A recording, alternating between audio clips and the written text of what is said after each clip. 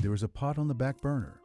It has been going since before you woke up, low and patient, the lid rattling once in a while like it is breathing. The kitchen windows are fogged.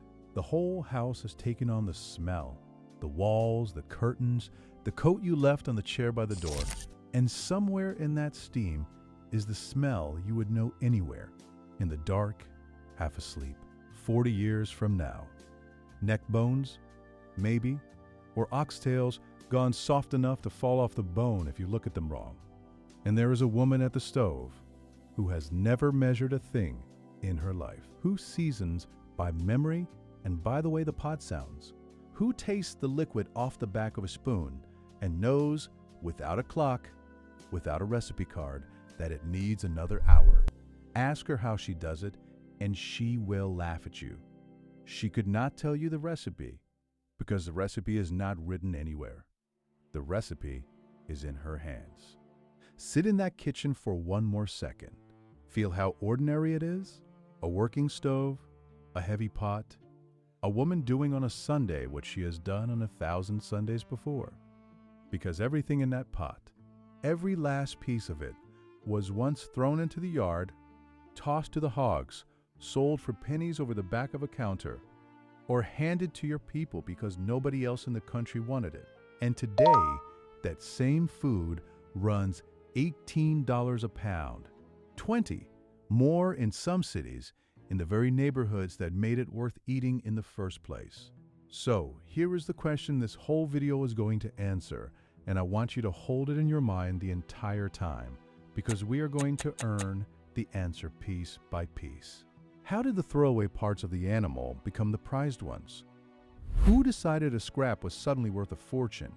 And who, in the end, got priced out of the food their own grandmothers invented? Let me be plain with you before we go one step further, because this is the claim everything else rests on. These were never poor people's food. That phrase, "poor folks eat that," is a shame somebody tried to hang on these cuts, and it was a lie the whole time. The truth is harder, and it is better. The best cooks in America were handed the worst of the animal on purpose. The tough parts, the odd parts, the parts full of gristle and bone and connective tissue, the organs and the extremities, and they turned them into the thing everyone eventually wanted. Think about what that actually takes. Anybody can make a good meal out of a good steak. That is not cooking, that is shopping. The genius is in taking the piece that fights you, the piece that is inedible if you do a single thing wrong, and coaxing it into something people cross a state line to eat. That is not desperation. That is genius, worked out over generations, passed down hand to hand, with no cookbook, no thermometer, and no margin for error. The arc is simple, and we are going to walk every step of it. First, these cuts were scraps. Then they became a delicacy. Then they got expensive. And the price you pay for oxtails today is this country finally admitting, in dollars, what your grandmother knew the whole time. Now, why should you trust a word of this? Fair question. You should never take a story like this on feeling alone. So understand, this is not nostalgia talking. It is the record. Food historians have documented this lineage carefully, and you can go read them yourself. Adrian Miller, who wrote an entire book tracing soul food, has followed how these dishes traveled from necessity to the Sunday table to the holiday centerpiece. Michael Twitty has spent years reconstructing the cooking of the enslaved from the ground up, from the exact provisions people were rationed, to the gardens they kept, to the open fire they cooked over when the day's work was done.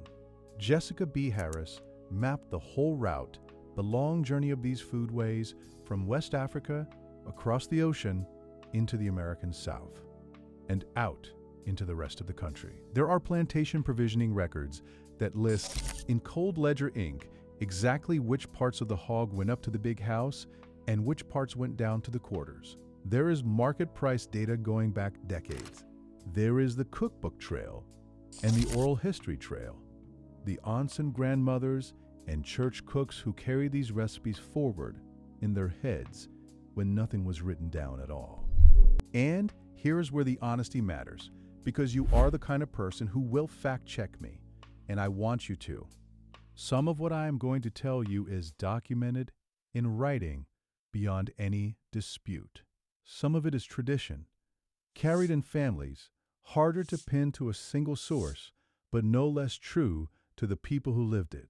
I am going to tell you which is which as we go, because a story like this only works if you can trust the narrator to admit where the record is thin. The story is emotional. Every claim underneath it is checkable. That is the deal, and I intend to keep it. Before we start counting, let me give you one piece of the science because it runs underneath every single cut on this list, and once you see it, you will never look at a cheap piece of meat the same way again. The cuts everyone threw away all share one thing: they are loaded with collagen. Collagen is the tough, fibrous connective tissue that holds a working animal together, and it is concentrated in exactly the parts that move and strain the most: the neck, the feet, the tail, the joints, the hard-working muscles like the tongue. Collagen is what makes those cuts chewy and unpleasant when you cook them fast, which is exactly why a wealthy kitchen, in a hurry, wanting a quick chop or a fast roast, wrote them off as garbage. But collagen has a secret. Hold it at a low, gentle simmer for a long enough stretch of time, and it does not toughen. It transforms. It slowly breaks down and dissolves into gelatin. And gelatin is the magic. Gelatin is what gives that pod liquor its body, what makes the gravy cling and shine, what turns a thin broth into something that feels rich and round in your mouth.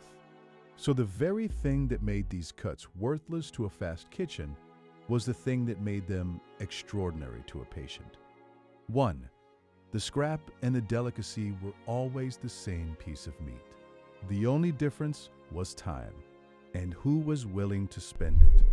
And time was not the only tool. There was a whole quiet science of taming these cuts. The acid, the splash of vinegar, or the squeeze of lemon that cut through the fattiness of the pork and brightened the whole pot. The aromatics, the onion and garlic, and bay and pepper, and hot pepper pods, layered in to carry and lift a flavor that could otherwise turn heavy or gamey. The parboiling, the changing of the water, the careful cleaning that took the funk down without stripping the soul out. None of that was written on a package. All of it was learned. So keep that underneath everything you are about to hear. Collagen, patience, acid, aromatics, and hands that knew what they were doing. That is the real recipe. The cut was just the starting material. So let's count them down, one cut at a time, in the order the story actually happened. From the almost free to the once mocked to the plate that now costs more than steak. Number 7, neckbones. Start here because this is where the flavor of an entire cuisine was hiding in plain sight. The neck of the pig is bone, a little clinging meat, and a whole lot of connective tissue. And for most of American history, it was treated as barely worth the trouble of selling. When the hog was butchered, the money cuts went one way. The loin, the hams, the chops, the bacon, all of it wrapped and priced and sold to people with means. The neck went the other way, out the back, cheap enough to be almost free. And for generations, it stayed the cheapest protein in the whole store, sitting in the case, while the pork chops sold out by noon. But here is what the price tag never understood. Put neck bones in a heavy pot with water, an onion, a few cloves of garlic, black pepper, maybe a pot of something hot, and a splash of vinegar.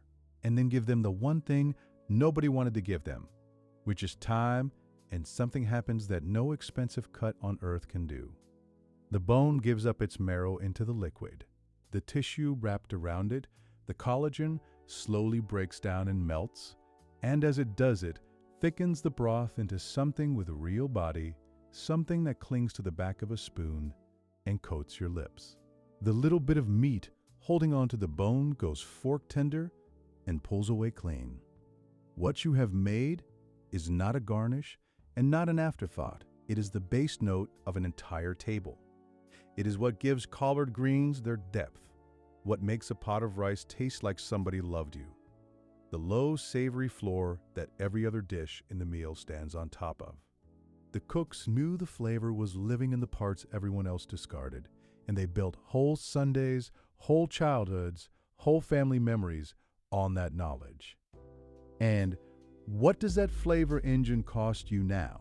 The thing that used to be an afterthought at the meat counter has crept up year over year until in plenty of stores today, neck bones are simply not the bargain they were. The cheapest thing in the case became something you actually check the price on before it goes in the cart. Hold on to that feeling, that small double take at the register, because it is only the beginning. Before we continue, I want to show you something amazing. We put together a simple guide for the people who really care about these stories. Because whether we're talking about old school food, forgotten trade, one truth remains the same. History is disappearing. This is for anyone who believes these memories, these lessons, these ways of life are still worth keeping. You can find it in the link in the description below, or you can scan the QR code right here. Number 6. Ham hocks. If neck bones were the bass note, the ham hock was the seasoning that made the whole thing sing. The hock is the joint, the lower part of the leg right around the ankle, and it is almost all skin, bone, and tough connective tissue, with just a little meat buried in there. Smoked and cured, it sold for a small fraction of what the ham above it cost, because in the eyes of the market, who on earth wanted the ankle when they could have the leg? Black cooks wanted the ankle, every time, and they wanted it because they understood something the price tag could not measure. One smoked hock dropped into a pot of collard greens or beans, or split peas, will perfume the entire pot from the inside out, giving up its smoke, its salt, and that low, round, unmistakable pork richness into every bite, while the collagen quietly does its slow work of turning thin, watery cooking liquid into something almost silky on the tongue. That hock was flavor insurance. It was how you made a pot of beans taste like it had been cooked with care and money, even in a week, when there was neither, because the hock carried the whole dish on its back. Do not mistake that for a shortcut or a substitute for skill. That is skill of the highest order, knowing precisely what a single cheap smoked joint can do for a pot that has to feed 8 people and stretch to leftovers on Monday. The price on hocks has climbed too, quietly, the way these things always do. The seasoning meat that used to cost next to nothing now shows up marked at a number that would have made your great-grandmother suck her teeth and put it right back on the shelf. 2 cuts in, and you can already feel the pattern taking shape. Number 5. Pig feet. Now we get to the parts the main house genuinely would not touch.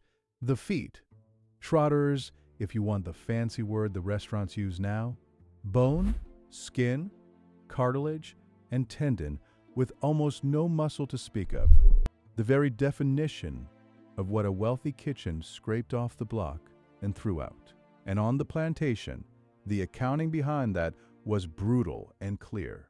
The people in the big house ate the meat, the chops, and roasts and hams. The people who raised that animal slaughtered it, cooked it, and were themselves owned right alongside it. They got the feet, the ears, the tail, the head, the parts that took the most work and the most know-how to turn into anything a person would want to eat. So they did the work. Pig feet, scrubbed and cleaned, and then simmered for hours until they surrender, or pickled in vinegar and spice and left to sit. Become a genuine study in texture, that particular rich. Gelatin-heavy tenderness, where the skin and the cartilage break all the way down into something soft, sticky, and deeply satisfying. It takes patience that most modern cooks simply do not have anymore, and a willingness to handle parts of the animal that squeamish people would rather pretend do not exist. And that willingness was never a lack of options dressed up as a virtue after the fact. It was a whole philosophy worked out under conditions no one should have had to endure. Waste nothing. Respect the whole animal. Let time and skill do the work that money would otherwise have to do. And the feet, the literal bottom of the animal, the thing worth the least of anything we have named so far. Where are they now? Specialty butchers sell them at a premium. Trotters show up on restaurant menus with careful, admiring little descriptions and a price to match. The discard developed a following. And I want to widen the lens for a second here, because this cut carries a piece of the bigger history. When the Great Migration pulled millions of black families north in the first half of the 20th century, out of the rural South and into cities like Chicago, Detroit, and Cincinnati, the food went with them, and so did the economics of it. The great packing plants of those cities ran on volume, and they too had their throwaway pile: the feet, the tails, the ears, the organs, the parts the mainstream market did not want. And once again, those parts flowed cheap into black neighborhoods and black kitchens, and once again, they were transformed into something worth remembering. The pig foot pickled in a jar on a corner store counter, the neck bones simmering in a kitchenette apartment that was the South rebuilt in a northern city, out of the same cheap cuts by the same patient hands. The setting changed. The genius did not. Which brings us to the cut that carried more hard-won knowledge than almost any other on this list, and to the moment where I need to stop and say something directly to you. Number 4. Hog Maws. The hog maw is the stomach of the pig. Say it plainly, because the plainness is the entire point. It is an organ. It arrives at your kitchen needing serious, careful cleaning before it is anything at all, and it was handed down precisely because it was considered the least desirable part of an already cheap animal.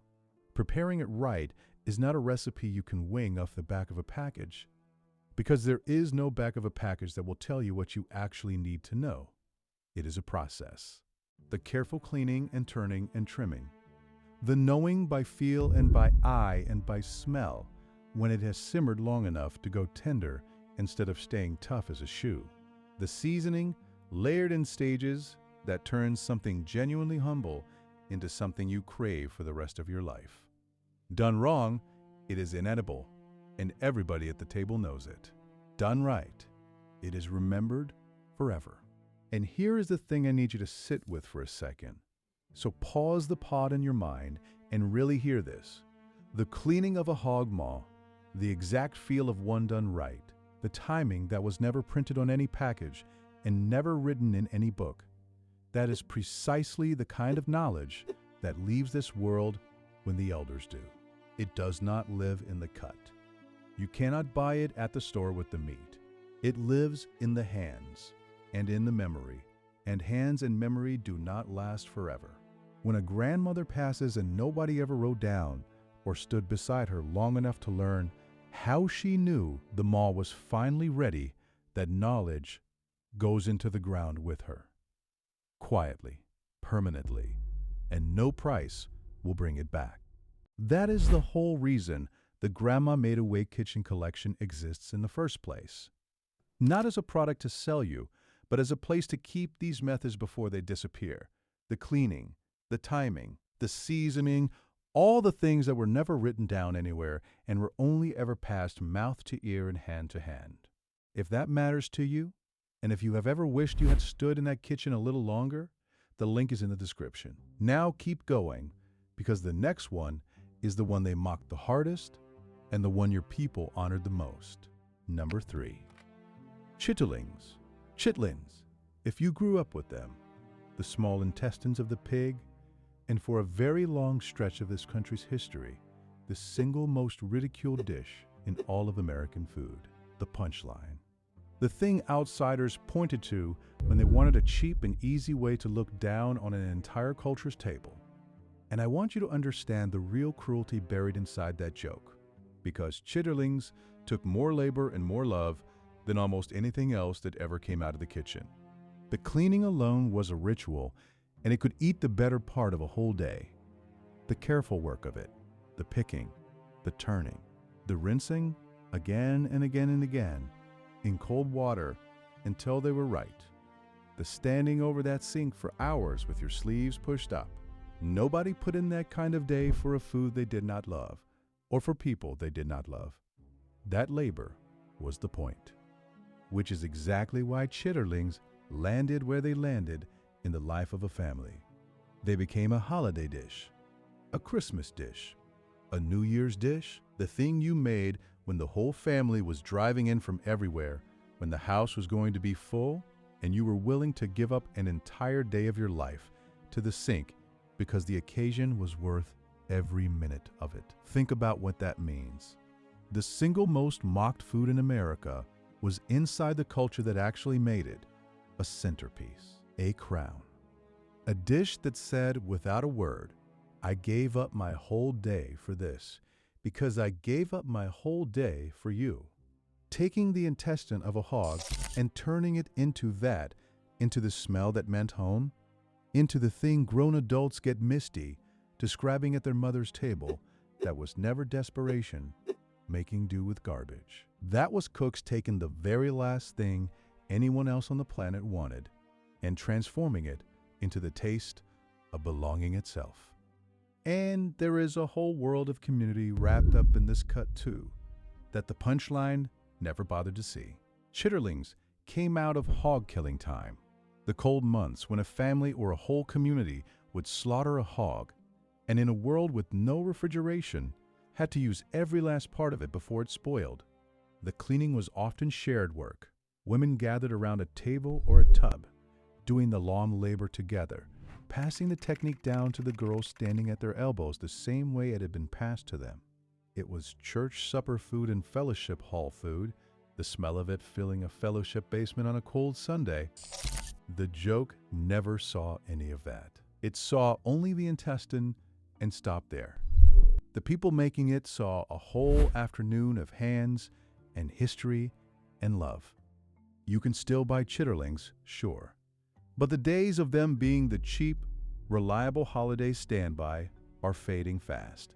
The prices around the holidays climb hard, the way prices always climb when demand spikes for a short season, and the number of people who still know how to clean and sell them keeps shrinking every year.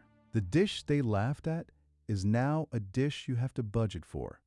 Let that one turn over slowly in your mind while we keep moving. Number 2, tongue and tripe. 2 more organs, and I am grouping them on purpose because they teach the exact same lesson from 2 directions. Beef tongue is a muscle, dense and tough, and honestly, a little alarming to look at if you have never seen one whole. And it was cheap for exactly those reasons, because the sight of it turned people away. But simmer that tongue low and slow for hours, then peel it, then slice it thin against the grain, and it becomes some of the most tender, richest, most delicately flavored eating you will find anywhere on the animal. That is not just a soul food secret, by the way. Cuisines all over the world, from Mexico to Eastern Europe to East Asia, treasure the tongue for exactly the same reason. Tripe, the lining of the stomach, tells the same story from the other side, off-putting to anybody who was never taught, nearly worthless at the counter, and then transformed through long, patient cooking and smart layered seasoning into something with a texture and a savor that people who grew up on it will chase for the rest of their lives.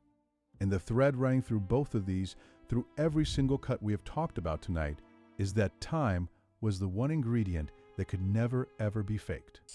You cannot rush a tongue to tenderness. There is no shortcut for tripe. The people who were handed these cuts did not have money, but they poured in something the wealthy kitchens refused to spend, which was hours, and attention, and generations of inherited know-how stacked one on top of the next. Patience was the actual recipe. The seasoning and the technique mattered enormously, but underneath all of it, patience was the ingredient. Everything else was just groceries. And think about what it took to know that. Somebody had to be the first to look at a whole beef tongue, a thing that scares most people right out of the kitchen, and decide it was worth hours of care.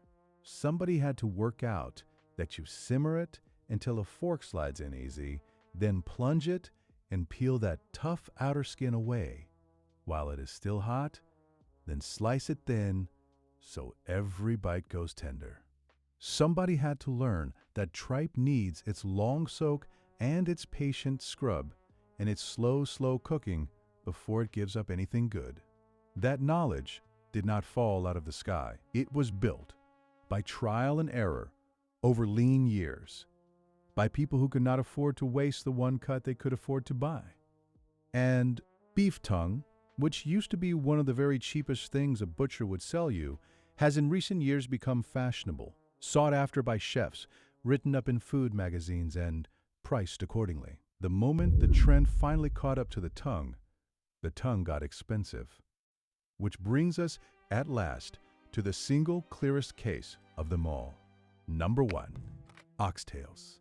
If you want one cut that tells this entire story from beginning to end, all by itself, it is the oxtail. It is exactly what the name says it is.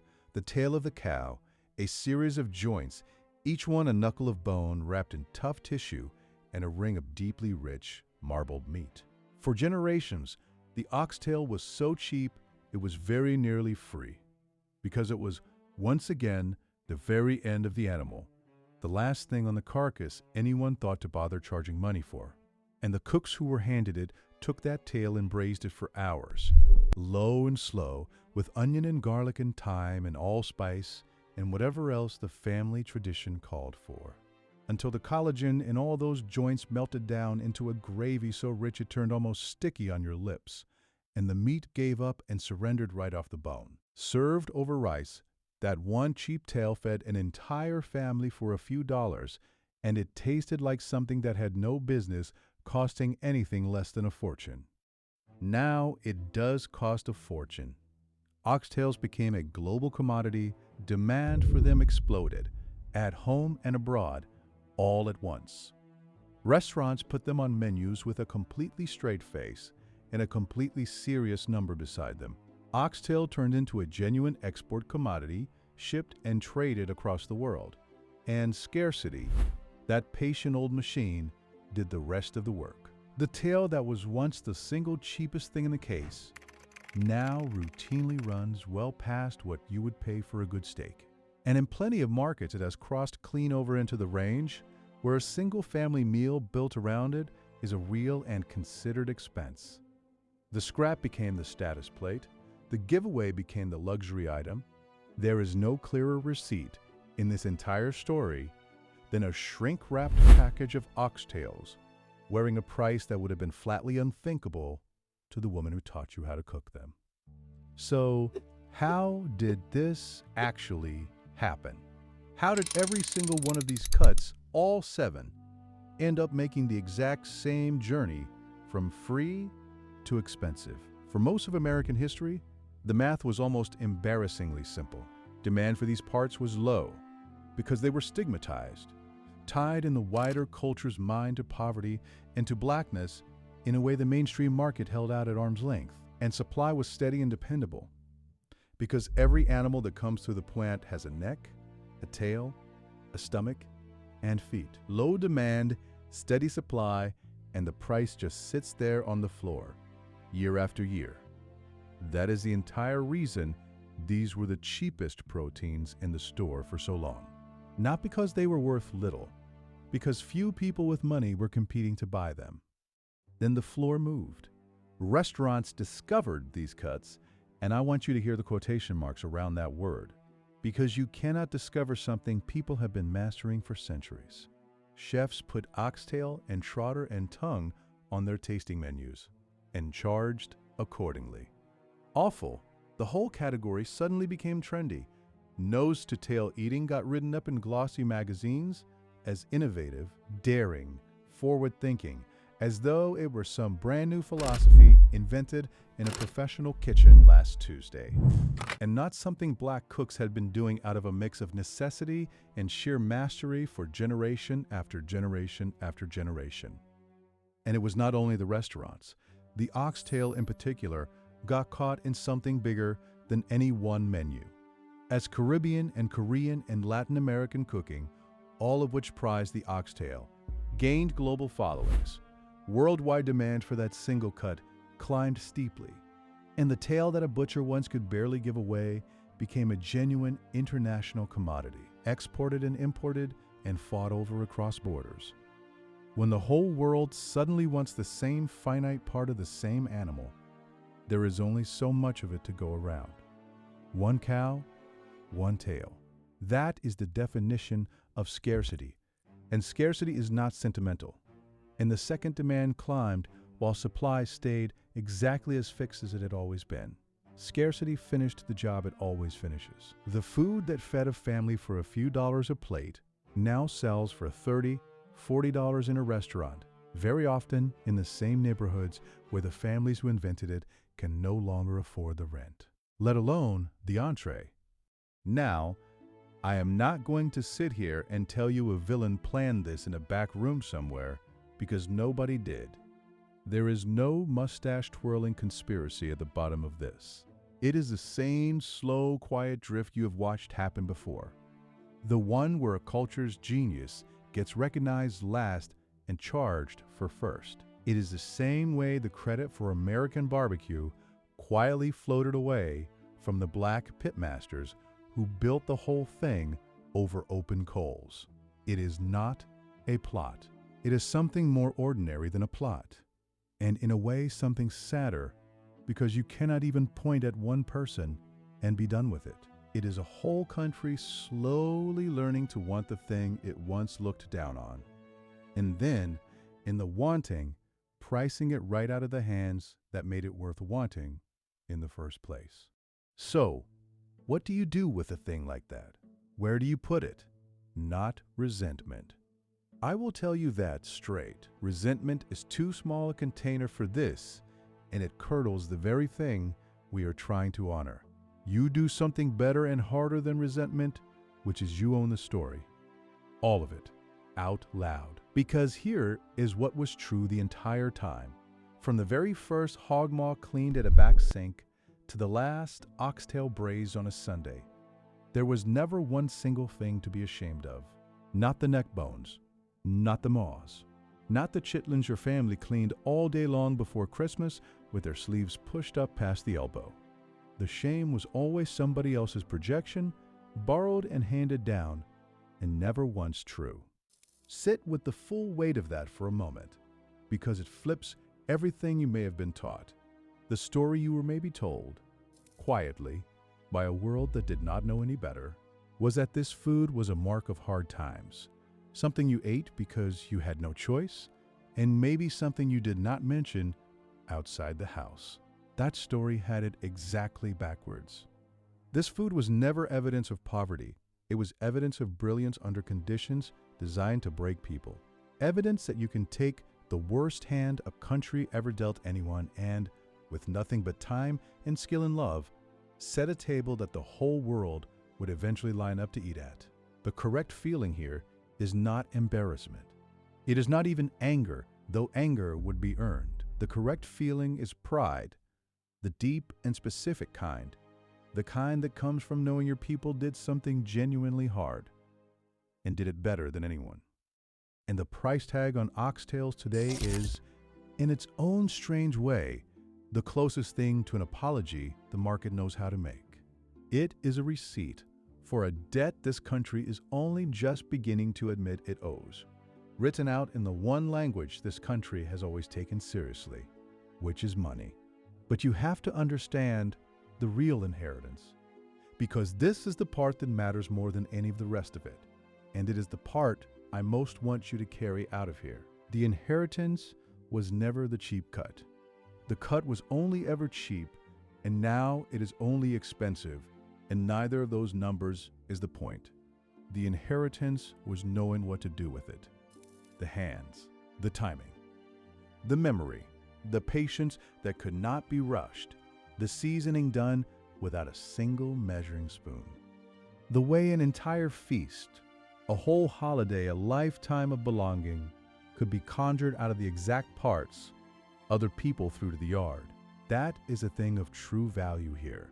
And that is the one thing that cannot be bought at any price at all, in any store, in any city, because it was never for sale to begin with. It can only be passed down, and if it is not passed down, on purpose, by someone who cares, then no amount of money anywhere on earth ever brings it back. That, in the end, is what the Grandma Made Away kitchen collection is really for. If you want the actual methods, the real cleaning, the real timing, the seasoning that turned these cast-off cuts into something worth remembering and worth passing on, kept together in one place so that they do not go quietly into the ground with the generation that mastered them. That is where they live, and that is what it is for. The link is in the description. So think about that kitchen one more time. The fogged-up windows, the pot that has been going since before dawn, the woman at the stove who never once measured a thing in her life and never once needed to. They called it scraps. Your family called it dinner, and the whole world calls it a delicacy now and charges you handsomely for the privilege. But the genius was always in the hands and never once in the cut. If your family kept the pot like that going on the back burner, then understand something. This is not just American history to you, something that happened to other people a long time ago. This is yours. It has your grandmother's fingerprints all over it. And the beautiful, defiant thing is this: the market can price the oxtail out of reach. It can put the chitlins behind a holiday markup and turn the humble hog maw into a specialty item. It can do all of that, and it has. But it cannot touch the real inheritance, because the real inheritance was never for sale. Nobody can raise the price on knowing. Nobody can put a markup on the way your grandmother knew, by sound and by smell, that the pot was ready. That belongs to you free and clear the moment somebody teaches it to you, and it stays free the moment you teach it to somebody else. That is the one thing in this whole story that the drift can never reach as long as it keeps getting passed down. So tell me, down in the comments, because I genuinely want to hear it, and so does everybody else watching. Which one is still on your family's table? The neck bones simmering low on a Sunday, the oxtails falling off the bone over rice, the chitlins that show up without fail every single Christmas. Name it for me, and then tell me which one finally got too expensive to keep making, the one that hurt to let go of. Name that one too. Say whose hands used to make it, the aunt, the grandmother, the uncle who guarded the pot and would not tell a soul his secret. Tell me the dish and tell me the name, because a name said out loud is a name that gets remembered. Let's fill these comments with them. Let's put those names down somewhere. They will not be forgotten. And if any of this hits something real in you tonight, then stay close, because the next thing I am telling is the soul food secrets a whole generation of Black grandmothers very nearly took to their graves, the techniques and the truths that were almost lost for good. That one is waiting for you right now.